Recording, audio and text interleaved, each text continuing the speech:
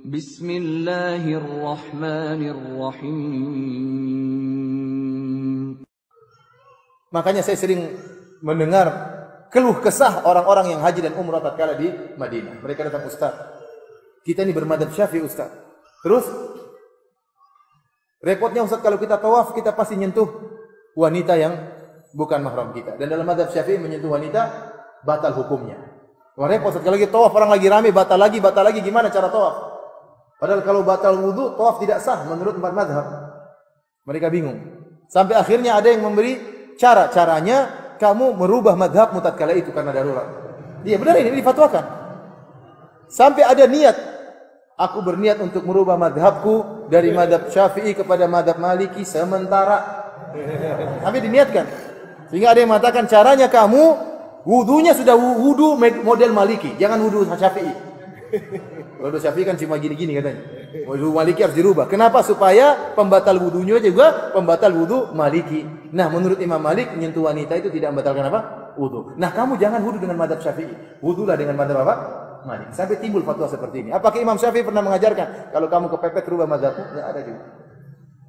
Jadi saya katakan kalau kamu bermadhab Syafi'i dan kamu yakini kebenarannya, harus kamu konsekuensi. Komitmen dengan madhab tersebut. Terus bagaimana Ustaz? Ya sudah, kamu kalau umrah tahan, jangan sampai kesentuh. Tutup tanganmu dengan kain ihrammu. Madhab Syafi'i nyentuh istri batal. Jangan pegang-pegang istrimu kalau tawaf. Ini konsekuensi seperti itu. Kalau istrimu pegang kain, jangan pegang apa secara langsung. Kalau batal ya wudu di situ. Ini kalau mau komitmen dengan madhab Syafi'i dalam masalah tawaf, bahwasanya menyentuh wanita batalkan wudu. Tapi kalau saya jelaskan, menurut saya lebih menguatkan pendapat gurunya Imam Syafi'i, pendapat Imam Malik, bahwasanya menyentuh istri atau menyentuh wanita tanpa syahwat tidak membatalkan wudu. Ya, tapi saya tidak bisa paksa mereka, saya cuma jelaskan. Tapi pernyataan boleh rubah madhab ini ini jadi tanda tanya. Memang Imam Syafi'i tidak pernah mengharuskan dia harus bermadhab seperti dia. Kenapa? Kalau kita mengatakan seorang kalau sudah madhab Syafi'i enggak boleh keluar, ini melazimkan Imam Syafi'i maksum. Berarti semua kebenaran berada pada satu madhab saja. Dan ini melazimkan Imam Syafi'i nabi yang lain. Seperti kedudukannya seperti Rasulullah SAW. Baru saya berpendapat harus bermadhab Hanafi, enggak boleh keluar, maka seakan-akan Imam Abu Hanifah maksum. Kelazimannya demikian. Loh, kenapa saya enggak boleh keluar di madhab Abu Hanifah?